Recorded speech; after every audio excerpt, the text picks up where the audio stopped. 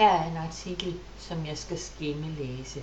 Det vil sige, at jeg har bare brug for at bruge den hurtige 3-kolonners udgave af VØL. Det jeg ved, det jeg ønsker at vide, og det jeg lærte.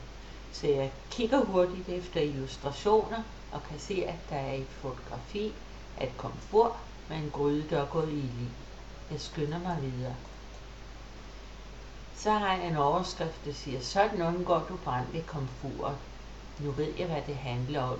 Min viden er altså noget om ildebrand og noget om komfuret. Jeg bladrer hurtigt videre. Her kan jeg se en leder eller en manchet, der siger, hvert år er uforudsigelighed ved komfurs skyld i 500 danske brande. Sikkerhedsstyrelsen og Beredskabsstyrelsen er gået sammen om en række gode råd til, hvordan du undgår brand ved komfuret. Se her hvordan. Okay, så ved jeg, hvad det handler om, så jeg bladrer videre. Der kommer noget tekst her, det er jeg egentlig ret ligeglad med. Jeg leder efter en konklusion, fordi jeg blot skimmer teksten. Den var lige her. Du kan undgå komfurbrand ved at følge disse råd.